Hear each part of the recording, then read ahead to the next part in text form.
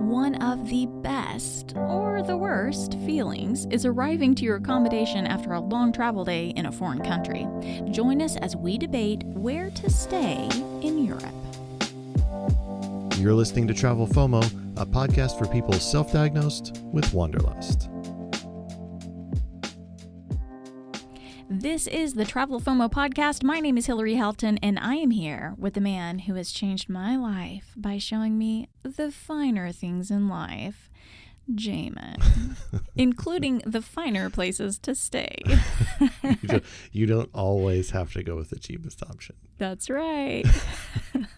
This episode is part of our Best of Europe season, where we share what we learned while traveling 18 different countries in 3 months. So there's a lot to tap into. We have a lot of experience, although we should go ahead and just be upfront about it.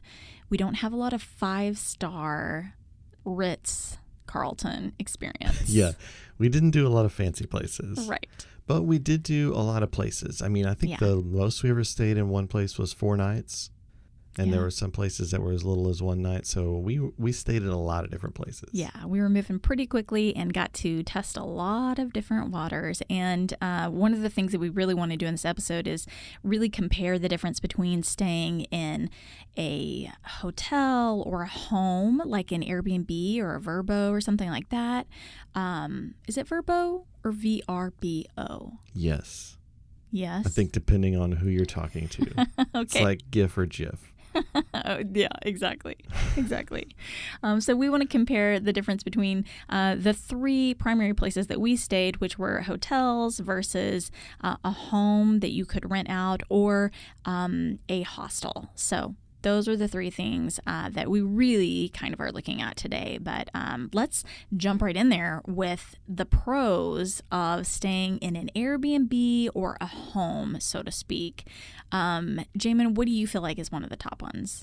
I think being in neighborhoods. Hotels can kind of like remove you a little bit from the neighborhoods that you might want to be in, and like you get to feel more connected to a neighborhood. I remember when we stayed in Strasbourg, we stayed in La Petite France in a building that was built in the 1500s, right on the river, and you really felt like you were there the whole time.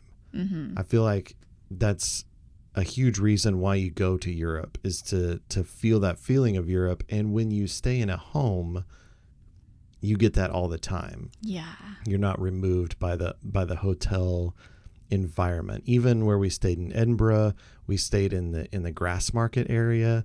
From our Airbnb, you could see the castle above. Like, we were directly below the castle. There were no buildings between us and the castle, which was crazy. And you looked out over the grass market square where all this history took place, and you're in it. You really feel like you're in it. The same in Lyon. We stayed on this square, and we were up like 3 or 4 stories, and we looked over this square where all these restaurants were. And so every night it would just come to life below us. Mm-hmm. And it was just amazing to be in that neighborhood. The same with Valencia. We stayed in a fisherman's house, and that gave that whole experience a completely different feel than if we had stayed in a hotel in the city center. So I think one of the huge pros of staying in a home, an Airbnb, a VRBO, is being in the neighborhood itself. Yes, absolutely agree. And it's so unique. Oh my goodness. Some of the places we stayed were just so incredibly unique.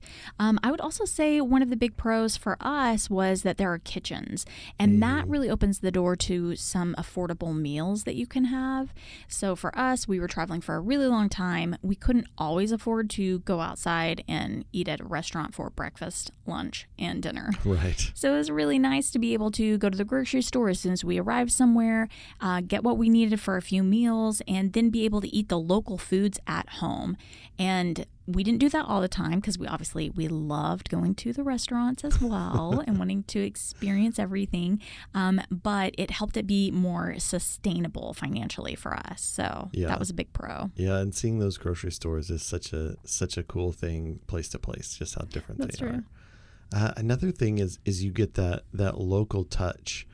I do feel like when you stay in a hotel, you can kind of go into a hotel room and almost forget where you are. And so you don't get that cultural experience. You don't get to have neighbors and be like walking down a street with people speaking a bunch of different languages as you're like heading into your home. Yeah.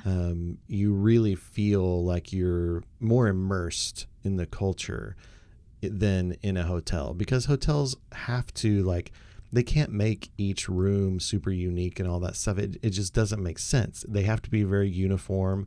And that is part of their appeal, is you get a little bit of respite from that. But when you're over there and you're wanting to be in that culture, like you want to eat the food and you want to drink the drinks and you want to participate in all the things. And I think one way to do that is by staying in a home and being in a place where when you look out your window, you imagine yourself living there and being there all the time. And that adds to that cultural experience. So that local touch of being in a home is pretty awesome. Yeah. And I love not being in the tourist epicenter of everything. Right. So that is like so cool, which you touched on when you mentioned the neighborhood, you know. Okay, so cons for Airbnbs. We actually have a few of those as well. It's Even not though I all love sunshine and rainbows. It's not all great. But I would say one of the cons is that if you have a favorite Airbnb, they're all pretty unique. And so if you don't book it, you might lose it. So it's kind of like you got to get it while the getting's good. And that's just something to consider, is that they are so unique. You got to act fast. That's very true. And it can get canceled. And there's only one. So it's not like we can move you to a different room or like fix it. When we were going back to London at the end of our trip, our Airbnb got canceled. And I think the guy just canceled it and put it back up or put it on a different site to make more money, because when we had booked it, there was a lot of like COVID still going on, and there just was some unsurety about events that were happening. And then when they found out that like, oh, Wimbledon's back on, the Pride Parade's back on, all of these huge things, our Airbnb canceled on us. And then we were really stuck because there was nowhere to be found. We ended up paying a huge price for a not that great hotel because it got canceled on us. And there's really no repercussions for you at that point. I think you should at least be able repercussions for the host. Right. Repercussions for the host. Right. That's what I meant to say. And I think you should be able to at least leave a review and say, hey, I booked this and it was booked for several months, and then this host canceled on me.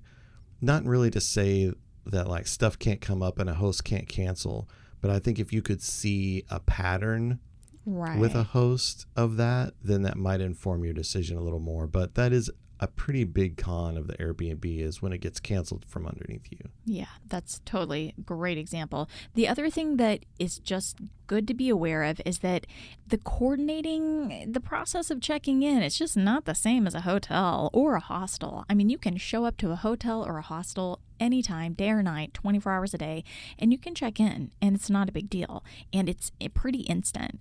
From our experience with Airbnbs and homes, it just depends. Yeah. It just depends. And in Paris specifically, we were really happy with our place and they were awesome, but it did require, it said it was self-check-in, but then when it was all said and done, it actually required us to like check in with somebody. Like we had to meet at an exact time, which meant if our flight was late, we had to be coordinating with somebody to tell them, oh my gosh, our flight's different, our train's different, we are going to have to show up late. And so is this like dance that you're doing and all the extra communication, and you're stressing out because you were trying to make it work. And instead of just giving me a 4-digit code I can use to type into a door and get in. And so that to me was really surprising, and we experienced that a lot in Europe. I haven't experienced it as much in America. Airbnbs are pretty like truly self-check-in. Yeah.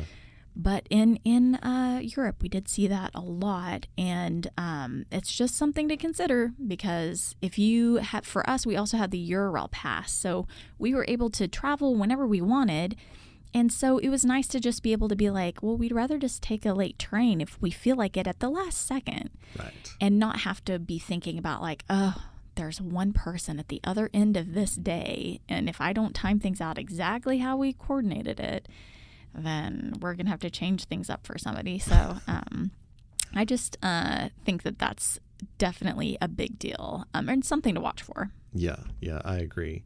Another thing is surprise fees that kind of pop up when you're trying to check out.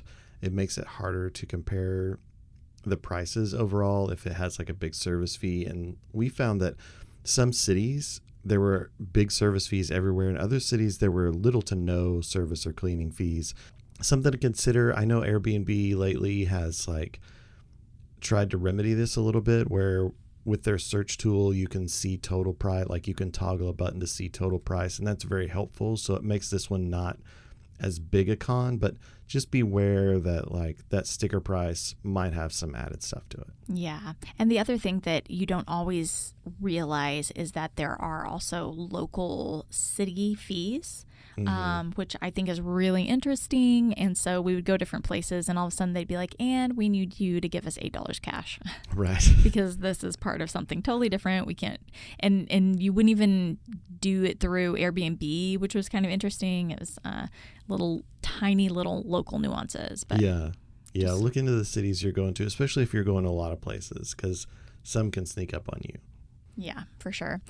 Also, know the cancellation policy because, man, that is the thing with Airbnb specifically. You book something, and as a general rule, you have 24 hours to cancel that booking, or you're going to pay for full price, or you're going to pay maybe not full price, but you're going to pay a huge chunk of money to cancel, including like 50%, sometimes a lot more than that. So from our experience, that was just a little frustrating because the cancellation policy isn't as easy as with a hotel. With hotels, for the most part, we could cancel 24 hours in advance and mostly get most of our money back, if not 100% of our money back. Yeah. So that's an area where they could really loosen up the rules a little bit. Yeah, I agree with that for sure. And then also one of the cons can be like just the comfort of a place. Yeah. Whether that be like the furniture or the bed or something like that, you can run into some uncomfortable situations. I know one that bothered you a lot was the scratchy towels of Europe. I think you agreed with me though, but yeah. I agreed with you. I was just less expressive about it. Yes. Well, and I think maybe it's more of a European thing where they hang things out to dry and so they don't get fluffed in a dryer. But man, I remember coming back to America and being like, all of the towels in my world smell so good and they're so soft and I feel so clean. And I just miss that in Europe. I just, every time I reach for a towel, I was like, it's questionable. That's crazy. Okay, let's move on to hotels, which we kind of were addressing along the way, but let's be specific. Okay, for pros of hotels, and there are pros for sure, I would say going back to the check-in process, it is instantaneous. You show up and somebody's there waiting at the door to greet you. Yes. And that is so nice. So totally love that. Yeah, I agree for sure. And just the cleanliness standards, I think hotels know that there's an expectation around cleanliness. I remember checking into our hotel in Monte Carlo, and at that point we had stayed in a lot of Airbnbs, a lot of nice Airbnbs that were really clean and that we were really happy to be in. So no like bad experiences. But when we checked into that hotel and walked into the room, and all the white linens on the bed are just perfect, and like the room's super clean, the bathroom's super clean, all the towels are really nice and in order, you really notice like, wow, this place is clean. And that feels really good. Yeah. Especially when you're traveling and you've been out going and around it, and you just want like a clean place to like take a shower and lay down. A hotel can really provide that for you. I feel like in a way that a lot of Airbnbs struggle to do. Yeah. And it makes me feel safe too. which Yeah. I like. Yeah. I would also say bookability. You can, like we mentioned, you can change reservations. Cancellations are free up to like very closely to arriving. There's not a lot of surprise fees. There's just a lot about that makes it really easy, and there's something to be said for that. Yeah, and transportation and other little things like that can be included or can at least be coordinated really well by a hotel from a hotel. I mean, when we went to hotel, I think it was Madalena in Mykonos, they coordinated our taxi to the airport the next day. And so it was super easy. We just called the front desk and we were like, hey, we're ready to go to the airport. And they called us back a few minutes later. We're like, hey, your taxi's here. And stuff like that's really nice. Also, if you're telling a taxi driver or an Uber driver or somebody like that where you're staying, if it's a major hotel or a nice hotel, it's a really easy thing to hop in a cab and be like, take me to XYZ hotel. And it makes it very easy and simple. Whereas other places to stay, like if you are staying in a home, it can be a little harder to navigate, and you've got cab drivers that are trying to find this house in the middle of a neighborhood. Can be a little tougher, and hopping in a cab can be tougher from a place like that. Whereas hotels, cabs are always right around. They're always right available. Yeah. So they're really good about coordinating things that make life nice and easy. So a big pro of a hotel is just the ease of that sort of transportation kind of stuff. Yeah. But I do feel like if you're staying for several days, hotels can be more expensive. Yes. So there's that. I would say that's one of the first cons to a hotel. Yes, and they can be more expensive, not only up front, but in just like the price of being around, in that you have to eat out all the time. Yeah. You can't make meals at your home. You can't put stuff in a fridge. You can't even really take your leftovers from somewhere and eat them later because you don't really have a place to put them. So hotels kind of force you into spending more money other ways. Yeah, for sure. And I feel like we kind of addressed this earlier, but the lack of cultural experience from a hotel is just a little bit more sterile of an environment. Not always, right? Not always, but it's pretty standard that the hotel is going to be just not as interesting. Yeah, I feel like you can wake up in a hotel and kind of wonder where you are. Whereas in a home, like it's like, I know exactly where I am. Oh, yeah, that's a great example. Love it. And I think too, like hotels can be a bit of like tourist traps, just because everyone knows, like if you're in a hotel, you're not from here.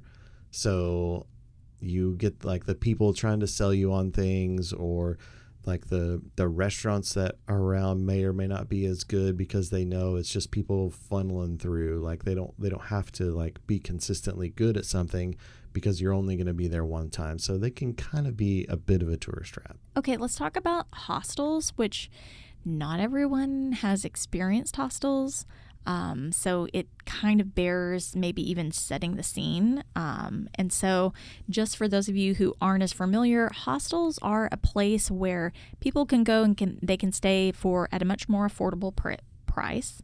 That could even look like, I would say, we've seen dorm rooms kind of turned into hostels, and we've seen all kinds of things, but hostels are really where things are not as like polished. You might share rooms with people. I think that's the big understanding, is that you're staying in a room of 20 to 40 people and you're sharing this room.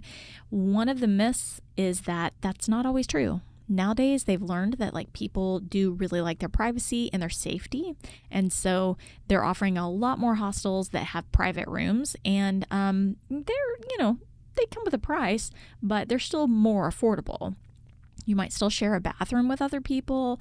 We weren't willing to go that route this time, but my sister and I traveled only in hostels whenever we were backpacking Europe back in the day after college. So that's just kind of setting the scene. What would you say is the biggest pro of a hostel? I think price is like the biggest pro, and I think that's why so many people choose to use them. and why it's so popular with younger travelers. The price makes it a really affordable way to stay, and it's so common over there, whereas it's not common in the United States. And so I think people struggle to wrap their minds around, like, why would anyone ever do that? Yeah. And it's like, because it's a really affordable way to stay in amazing places, and they're often in good locations. So like the price to be where you want to be can become really approachable if you're willing to go the hostel route. Yeah, for sure, for sure. It's also really social. They even facilitate social opportunities. So they might facilitate walking tours or pub crawls or all different types of things. They might have a bar downstairs for you, which is similar to a hotel. And they might have a place for you to play pool or different activities to really help travelers engage each other, which is really fun and different. We didn't necessarily leverage that. We had some pretty specific things we wanted to go out and do, but I think that is a real draw for people, especially people who are traveling on their own. I think so too, and especially if you have more time to really like stay and hang out, and hostels are just so easy to use. Like it's checking in and out is pretty easy. They've got lockers for you to store stuff in. As you mentioned, there's probably like a bar or a restaurant or some other place like that. They've got laundry and those kind of things. They really are set up to be easy for people that are traveling to use. I feel like hotels can be a little bit more business and maybe even a little bit more families and things like that, whereas hostels are just a little more laid back, easy to use, and makes them much more approachable than you would think they would be coming in from the outside where you haven't experienced one. I think when you come to one for the first time, you're like, oh, this is really easy. This is really fun. These big lobbies are actually being used. Like there's people hanging out here and having conversations and talking and stuff like that. And so it makes it really easy to use a hostel to be part of that whole environment. Right. Yeah. I think one of the key points we're trying to make here is that the movie Hostel is not necessarily how hostels are. It's funny, but I think that was my introduction to the concept of a hostel. Like I didn't know what the word hostel meant until like that movie came out, and I was like, what's a hostel? And someone told me, and I was like, well, yeah, you got murdered. Like, of course, like you're staying in rooms with a bunch of other people. But then when you go over there and you really see it, you're like, oh no, this is a brilliant idea and a great way to help people be able to travel that otherwise couldn't afford it. And that they're full of people, often young people. I did feel very old every hostel that we stayed in. But, people just wanting to have an experience, to experience other people, to experience other cultures. And so a lot of like really open ideas and things, and very, very few chainsaw murderers. That's true. It is totally true. Totally true. I remember coming back from Europe with my sister, and Hostel came out pretty quickly after that. And I had to be like, tell my mom and dad, like, do not watch that. That is not what we experienced. Like, that is, whoa. Like, and so I thought that was really crazy. But I remember watching it and thinking, like, dear God, we survived. That's crazy. Okay, so that's perfect segue into the cons of hostels. Surprisingly, murderers and people that hunt people are not in our list of cons. Like that's for Quentin Tarantino or whoever else. But privacy is one that is a little bit of a con, especially if you're staying in a dorm room. It's bunk beds. There's a bunch of people in there that snore and fart and do all of the things. And there's just not privacy for anybody in that situation. Now you can, as you mentioned earlier, pay for a private room, and there's those different levels of like a big dorm room full of people to a smaller room with shared bathrooms to a room that's completely private. Like we stayed in Generator, Amsterdam, It was really nice. To me, the experience was much like a hotel. Yeah. Like we had a nice room with a cool view of a park and A private bathroom. Yeah, private bathroom. It was nice and clean. There were some like strange rules, like you couldn't have food in your room and like things like that were a little odd, but you got the bar, restaurant, like hangout vibe of a hostel with the privacy of a hotel. So you can like pay more to get that. But in general, when people are going to a hostel, it's to stay in a dorm room. It's to get that cheap price. And so for that, you sacrifice privacy. You need to lock your stuff in a locker and those kinds of things. So just be aware of that when you're going that route. If you really want to dive in and have like the European backpacking experience, there's not going to be a lot of privacy involved. Yeah. Well, fortunately, the one we stayed in Dublin, they had a safe. There were multiple safes. So you could tell it was a room that was actually set up for 4 people. It was just us. We bought the room ourselves, but there were 2 safes. And so that was pretty cool to think that okay, if I was staying here, at least I could put my passport in a safe with a lock, with a code that I decided and nobody else knows, Yeah. And my cash and stuff. Yeah. I agree. Okay, so another one would be just lack of luxury. It's kind of a con of hostels because, you can still have quality, but you're not going to get all the bells and whistles. And that's just, it's a con. It's pretty obviously a con, but it's there, worth noting. I think another thing is safety. When you're around a bunch of people, if you don't have a place with a door that you can close, there are going to be situations that aren't as safe. And when you think about sleeping when you're at your most vulnerable and there are other people that rightfully have access to the same space, there is a little bit of a safety concern. And so just be wise about who you're around and who you're with, and the activities that you choose to partake in. Travel with a buddy, bring a friend, somebody to watch your back. And you're my buddy. You got my back. And you'll feel really safe. Yeah. In all of our travels, there were very few times that I felt unsafe, and certainly none of those were in a hostel. And so everyone's very welcoming, very friendly, and just there because they want to experience other people, and they're a lot like you. If you're traveling, those other travelers are a lot like you, and so just be conscious, but you'll be okay. That's right. And I would say safety goes along with the neighborhood that you might end up in, because hostels are more affordable, and there's a reason they have to do that in some way. So they are not going to be able to be in the nicest neighborhoods. So just keep that in mind. Okay, best places that we stayed. Let's talk about that based on our overall experience. So this could be whatever, but the places that we just loved staying in. Why don't you tell us your favorites? The first one that comes to mind is not from this actual gap year trip, but from another trip that we took to England, and it was Houghton Tower, where my family's from. We did an episode on that if you want to go back and listen to it. That was a really powerful experience for me.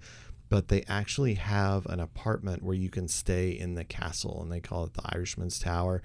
And we stayed there, and you're inside these 3-foot thick stone walls built into the wall of this castle. And there's a window that looks down this mile-long drive off into the distance toward Liverpool. There's another window that overlooks the courtyard, and it's sort of 2 stories. So your bedroom's up top. Down below, it has this living area with a fireplace, and they left us firewood there, so we made a fire. And I just remember being in there and thinking about all the history and all that my family had done in that place, and hundreds of years of Houghtons lived there. And it really was such an incredible experience and such a cool place to stay and actually go to sleep. Now, you thought that the place was haunted, and so you didn't sleep. It was haunted. That was so cool. And I did not sleep. But I slept great.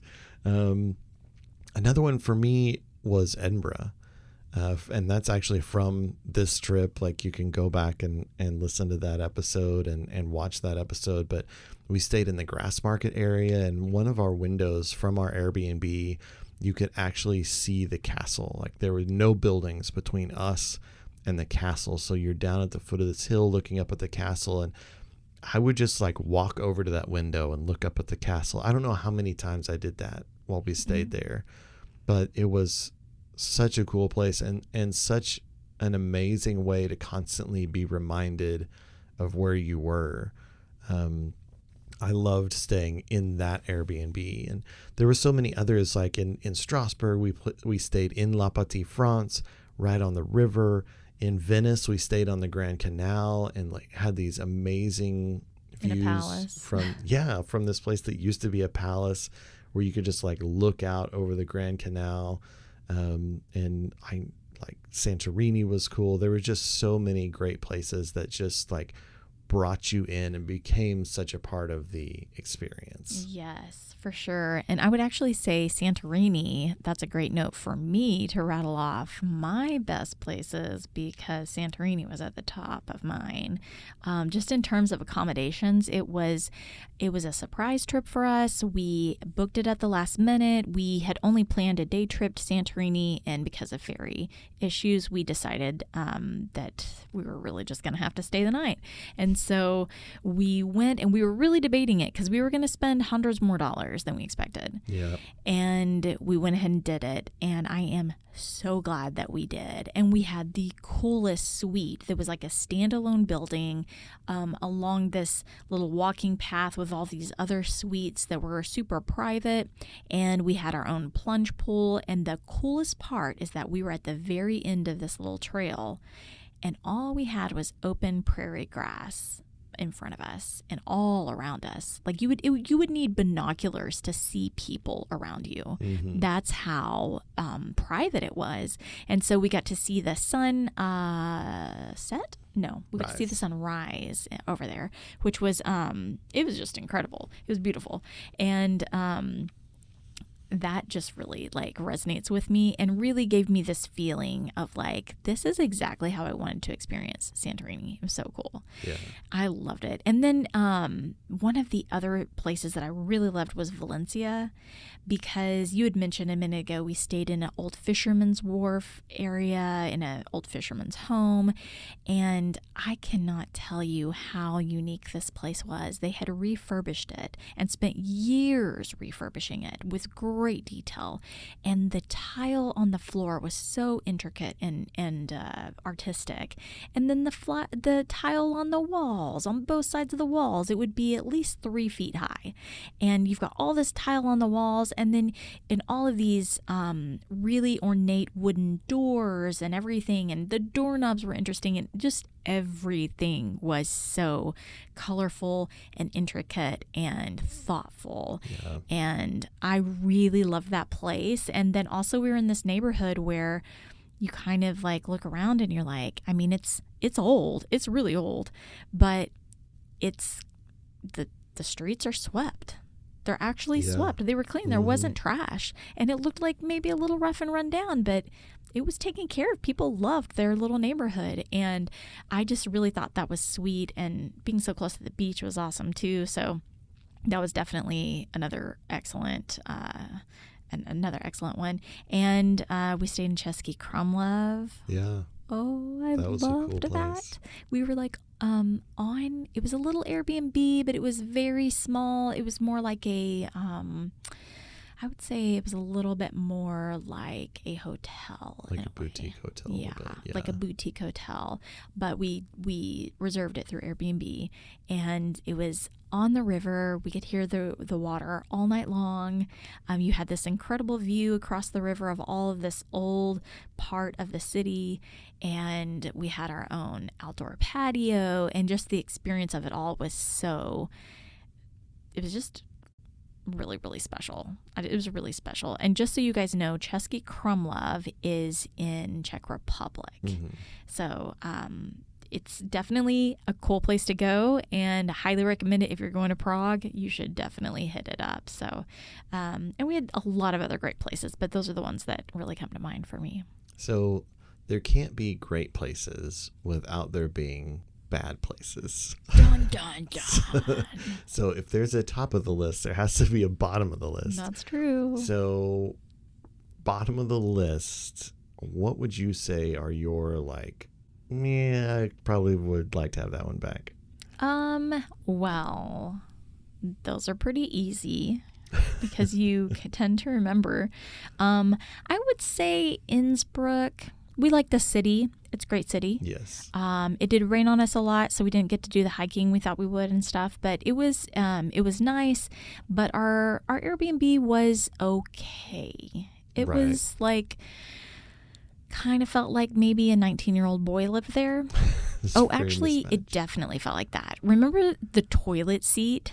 It's it like was like superheroes, right? it was like comic strips, like all over the seat cover and the toilet lid, and I was like, that's weird. Like, I don't know. I just think you would replace that before you would, put this out on Airbnb. But it was affordable. It did have a nice view, so it had a nice long balcony and a nice view, which we actually didn't really use, which is Yeah. interesting. But I think it's because of all the rain that we experienced. Right. Yeah. But yeah, I wasn't such a fan of that Innsbruck one. That is also where I fell while getting out of the shower, and I thought I was going to break my hip like an old lady. I was like, my gosh, this is crazy. But that wasn't their fault. But they did have scratchy towels, so another strike. Scratchy towel place. Another strike. Oh, and the oven wouldn't work. Yeah. That was really annoying. We'd bought pizza, because we bought a were frozen just pizza. hungry and at the grocery store, and we're like, let's just get some frozen pizza and go back. And also we were in Austria, German area where the food maybe wasn't as appealing for us. Yeah. Which Yeah. totally get it. If you like it, no big deal. But for us, we were kind of like, okay, we've tried it several times and we're just not digging it. So let's just get pizza tonight. And then we couldn't eat the pizza because we couldn't use the oven. And I feel like maybe some other things happened too, but that's the stuff that stood out to me. Yeah. But yeah, Innsbruck, the Munich hotel we stayed in wasn't awesome. Again, our Airbnb host had canceled on us, so we did a last minute hotel, and it was fine. It was just fine, It was one of those where you're like, probably not gonna roll around on the floor for sure, and Right. it's just a little bit different. But okay. Well, and we had the window incident in Munich. Oh my gosh. Oh, you guys. So one of the nights we were there, we just could not sleep. It was like people were outside just taking a trash can full of bottles and cans and dumping them in the street. It was like, what is happening down there? And it was just this echo chamber of stuff happening in an alleyway where, it did echo. So it was echoing up to our room. But I was like, this is crazy. We'd closed the windows the day before. So we're just like, why? I can't believe this room isn't more soundproof. Come to find out, they had come in to clean the room and then opened the windows. And we didn't realize that because all of the shades were drawn, and there were multiple times I was like, I should check and see in the night. I'm like, that window, I can't believe we can hear them through that window. I wonder if that window's open. I was like, but I didn't open it, and I know Jamin didn't open it, so they did. Yep. Long story, but it stuck with me. What about you? For me, I would agree on Innsbruck. It was just not that it was bad, but it was just kind of ho-hum. I think our place in Naples just felt weird to me. It felt like a villain from John Wick lived there. It just I don't know what it was. It just felt really strange. It was super dark and just wasn't our vibe, and didn't feel like Italy at all. No, it didn't. And so I think I was hoping for so much from Naples being this great Italian city, and just kind of got disappointed by that particular place. And then Dublin, we stayed in a hostel in Dublin, and it was fine. Like you mentioned earlier, it was just super dated. It wasn't very comfortable. The bed wasn't very comfortable. The bathroom wasn't great. The shower and stuff. I just remember thinking oh man, this is this is pretty rough. The blow dryer was such old plastic. It was like yellowed. Yeah. So it was like literally you're like, I don't even know if this works. Like Yeah. this is old. It was pretty crazy. And we had been doing such a good job coming into Dublin of like going to grocery stores and buying stuff because we'd been primarily staying in Airbnbs. So we'd been eating at home a lot. And then we were in Dublin for 3 days and didn't have a fridge or anything as part of this hostel. And so we're like kind of forced to eat out all the time. So I was like eating fish and chips twice a day. And like by the end of it, I was like, I just need some like regular food. Or like, I just want a sandwich or something. Like, Yeah. how do we move on? And so that one for me was maybe not the best. Again, not horrible, not anything to really complain about, but when we had stayed at such amazing places. Yes. And I think too, we had come to Dublin from Edinburgh and it had been such an amazing experience to then come to that. It was a lot to try to live up to. You're sad to have left Edinburgh at all. Yeah, I really was. Like, I did not want to go, and Dublin was its own thing. Yeah. But whenever I think about going to all these different places and all these places that you stay, it makes me think of the things that we packed because, you arrive and you kind of more, it depends on how long you're staying, but, you might unpack a few things and kind of think about, it just makes me think about what we packed. Yes. And I'm curious, what were your favorite things that you packed, that you brought? Well, then keeping in mind that we were like in backpacks. Mm-hmm. So yes, true. Not a ton of space. We were very thoughtful about what we brought. Yeah. So you knew like if you're going to bring it, it needs to be important. Yes. And so I think some of my best things, I had these like travel pants that I had bought, and I really thought that they were a great thing to bring. I had like a blue pair and a gray pair, and I really liked them because they had a sort of like a secret pocket with a zipper. Oh, and so my like passport and wallet would fit perfectly in there, and I could zip it up. And so when we're in all of the big cities amongst all the crowds where like pickpockets are so predominant, I knew like I didn't really need to worry. I was in a good place then. They look a little dressier and everything's so much more formal in Europe that I felt like I belonged more so, and yet they were like sort of stretchy and comfortable. So they were really good. My Noble running shoes. We went on a ton of runs. Like every place where we stayed more than one night, we tried to go for a run. I think we did almost everywhere. We went for a few hikes instead, but we got out and were active, and I wore those on every single one of those. I think I wore them every travel day too. They were just really comfortable. I knew I could run in them, walk in them forever, not get blisters, and be able to do all the stuff. So I was glad I packed those. And they don't, like the specific kind we got were like the knit kind The of knit Noble runners. running shoes. And so they don't rub a hole, or they don't rub up against the back of your heel. Yeah. And man, when you are walking that often for so many days, like the odds of you getting blisters are really good. But neither one of us, the whole time of 3 months in Europe, did we ever get blisters. Yeah, no. That's crazy. It was, yeah. So I was glad that we had those. We also bought like this little power pack, and it was really an adapter. So it had like all of the different plugs, so you could plug in, and it would bring it to one source that had like several USB plugs in it and several American 120 volt outlet plugs in it.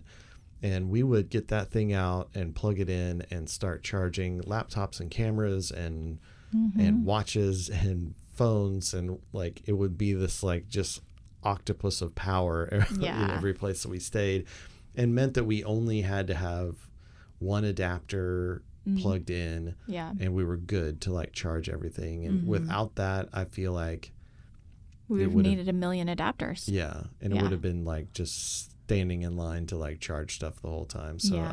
I was grateful to have had that with us. And you just got that on Amazon. Like, it was no big deal. Yeah. Yeah. No big deal. Yeah. Yeah. That was a really good one. I would say some of my favorites were a rain jacket. I got this North Face rain jacket that was just like, you could roll it up into a tiny little ball if you needed to. It was actually waterproof, not water resistant, which is not the same. Big difference. So it was waterproof. And then if I wanted to unroll the little hood, I could. And I did that every time it rained. And I literally just wore that thing out. And even sometimes I had a puffy jacket that I would put underneath sometimes if it was raining or whatever. So it was always, I wore it probably the first month religiously. And so if you guys go out and look at any of the videos, you'll see me in a black jacket, and that is that rain jacket that was totally worth it.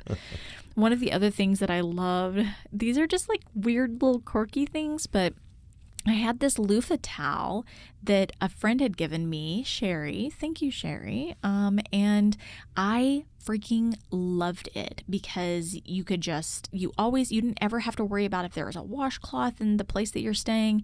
All you had to do was like use this loofah towel, which is way better than an actual loofah ball. Just saying. And it also dries a lot faster because it's not all wadded up. And so it would dry really fast, and then boom, I would be able to put it back in the suitcase or my backpack. So that was awesome. And then just basically anything that I brought that was like a little bit dressier, I was so glad I did. Yeah. So yeah. Yeah. So we also purchased things while we were over there. What were your favorite things that you bought? So 3 months in Europe is a long time. Yeah. And we changed seasons. Yeah. We went from north to south. We started out in like coats and gloves and stuff and ended up in like swimming in the ocean in swimsuits. So we had to buy some things along the way. What were your favorite things that you actually purchased while you were there? Well, one of them I purchased within a couple days of arriving because I was like, wow, I did not bring enough of the right shoes. And I ended up getting some Doc Martens, basic black Doc Martens. I was seeing them everywhere in London too. And I was like, well, sign me up because I need a comfortable boot that will get me through all of this rain, all of this cold. And I ended up mailing them home when it was all said and done. But I wore them probably for 2 months at least. Yeah. So wore them for a lot of the time. Again, never had any blisters. It was incredible. I never realized like how good they would be to travel with. I knew they would be comfortable and warm. And, but then also just the styles in London, I was like, yes. Okay. So I think I bought those in like Bath, England, and I was just like, yeah, this is awesome. Another thing that I bought that I just love is a blue dress from H&M. I went into every H&M that I saw because it was so interesting how the styles changed depending on where we were, and I loved seeing that. I loved seeing H&M's and Zara's because I just wanted to take a peek and see how they were different everywhere we went. And so I got a blue dress when we were in Barcelona, and it was awesome. And I got a coffee pot from Italy, which was just lovely, and I love using it. Those were all things that you did get a lot of use out of, and you did like really love. Yeah. For me, I bought a hat in Bruges, and I actually wore it quite a bit, still wear it, and I really, really, really liked it. In Lyon, I bought some sneakers, some white Adidas sneakers that I really liked. It was fun just shopping in Lyon because all the people were so friendly. Yeah, they were. And would talk to you. And so every store that we went into, the people working in the store, we would just have conversations with them. Mm-hmm. And that was a lot of fun and really unique. But I wore those a ton that last half of our trip, like the summer portion. And so I really liked those. I also bought a blue article of clothing in Barcelona. I did not buy a dress from H&M, but I did buy a blue linen shirt that I ended up wearing a lot as it was so warm all through, the south of France and Italy and into Greece. And so I got a lot of use out of that. But those are my big like purchases that I felt like, that was a good decision. Yeah. Okay, so if you had to this is the best of Europe season, right? So, we're talking a lot about accommodations and, suitcases and packing or whatever. But if you had to really stop and think about like your favorite places that you went in all of Europe, what would you say? I think I always come back to Edinburgh. Like was one, the feeling of that city. It's so well preserved. It's this medieval town with so much history and so much there that was just incredible. And I couldn't get enough of it. I loved every day we were there. It was one of our longest stays. I think we were there 4 nights, and I was sad to go. I wanted to go back right away, and I just loved it. The Cotswolds were another one where I just felt like I could stay here forever. I have a memory of us like sitting in this park, like we had just gone to this church and kind of walked through this graveyard, and we came to this park, and it overlooked this river. It's kind of set up on a hill, and there are these blonde stone houses down along either side of this river that's just sort of meandering through, and really just more of a stream than a river. But I remember sitting there, and we had packed our lunch. We had packed sandwiches, and we decided to have lunch on this bench. And that was just the best. Just like sitting there, listening to that stream, looking over these fields and pastures and just hiking in the Cotswolds. It's one of my favorite places, and just such a cool experience that I'm so glad that we got to do, and I'm so thankful for. And when I think of travel and really enjoying travel, like that's one of the things that really stands out. So like the Cotswolds out in the in the pastures, and Edinburgh, this medieval city, even though like they are similar, but they're also very different. Those were my favorite places. I love that. What about you? Favorite, like top of the list? Top of the list is unrelated to how great the Airbnb was, Yeah. Which is really interesting. As we're saying this, I'm realizing like these aren't based off of how good your accommodations were. Right, yeah. We loved the place no matter what. My top favorite place was San Sebastian, Spain. It was wonderful. Yeah. I loved the sunshine and the ocean, and the food was incredible. I loved the nightlife and just the energy. It had such good energy, and it was this really interesting mix of, it's Basque country is what they consider it, because it's this mix of France influences, but it's in Spain, and it's kind of like right there on the border, and it's also a vacation destination for a lot of people from Europe. So love San Sebastian. Also loved Lauterbrunnen, Switzerland. Yeah.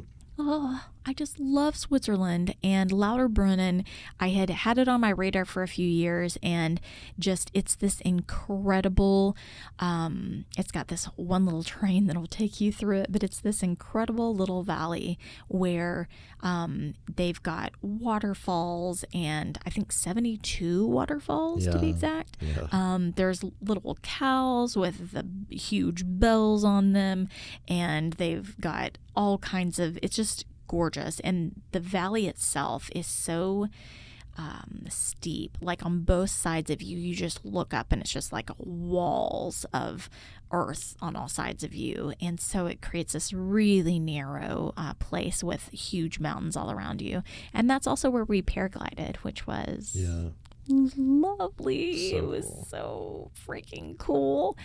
And we didn't stay overnight there. We just were there for a day, and I would definitely go back and spend more time there because it was awesome. And go up into the top of the cliffs a little bit more and discover some of the villages up there. I think it's just really, really fun.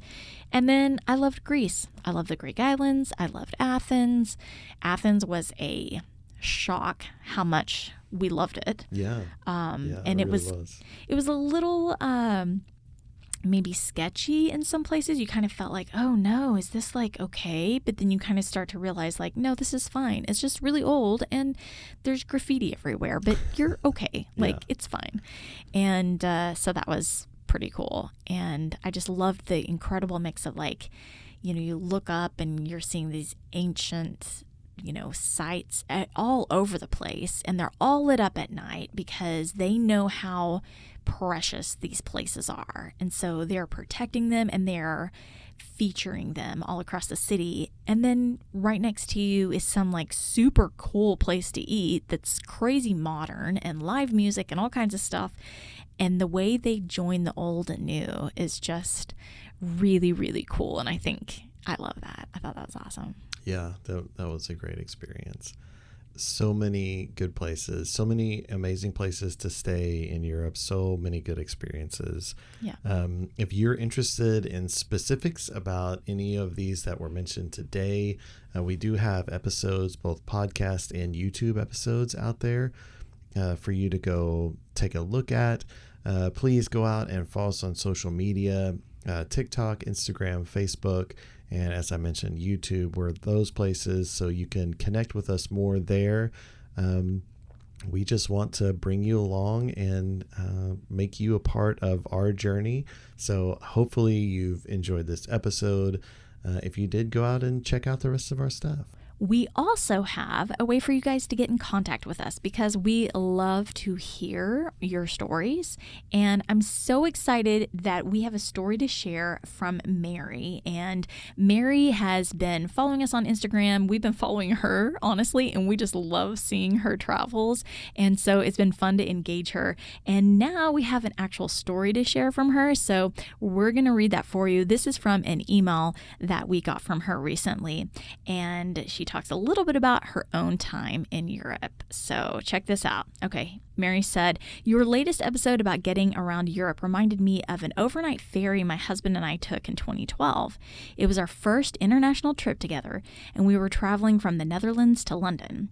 My husband loves all things transportation, and we'd seen this overnight ferry on some show on the Discovery Channel or something similar. And so when planning our trip, I booked us on the Stena Line's overnight ferry. We took a train from Amsterdam, where we'd been staying, to the port at Hook of Holland. We were very eager beavers, and I'm pretty sure we were the first ones to board the ferry. The ferry didn't leave until about 10 p.m., so we ate an expensive, mediocre dinner in the cafeteria where they charged for ketchup packets, which I thought was really funny. Yeah. And they explored the boat. After watching as the boat left the port, we settled in the cabin we'd reserved and watched the Dutch version of The Voice on a really small TV. Our cabin had bunks and a small bathroom, and we soon fell asleep. And then in the morning, we were awoken by the tune of "Don't Worry, Be Happy" playing all over the PA system. How cool is that? That's awesome. I love that. I think of that ferry ride anytime I hear that song now.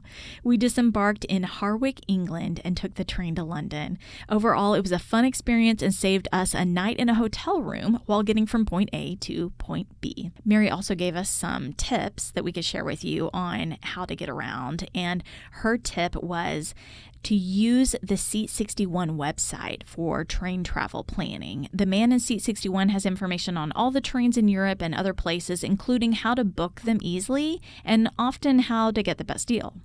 Even though it was a ferry, he explained how to book the train and ferry as a package, which was really helpful. So Isn't that a great tip? Yeah, that's I was so like, cool. Never heard of the website. Love that. Oh my goodness. Now we have new information that we can use as we book our next trip to Europe. So hopefully someone else can get a little good out of that. And thanks so much to Mary for reaching out to us. And I should also tell you guys that if you would like to share your story or your tip for other travelers, go ahead and send us a note at travelfomopodcast@gmail.com because we love hearing from people. It's so cool. Yeah, thanks so much to Mary for sending us that note and letting us share it with everybody.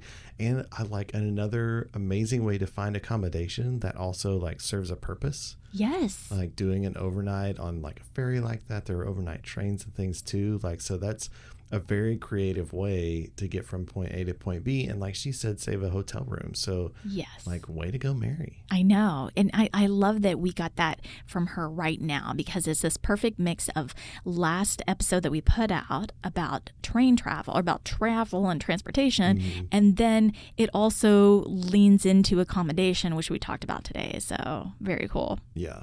Thanks so much, Mary. Thanks, Mary. And everyone out there, we just hope that you do what you need to do to sign up for your next vacation. I think we've booked something coming up soon. Cayman Islands is calling. In the works. Yeah. So we hope you guys get to book a vacation soon. Go see the world because life is short. Wander well.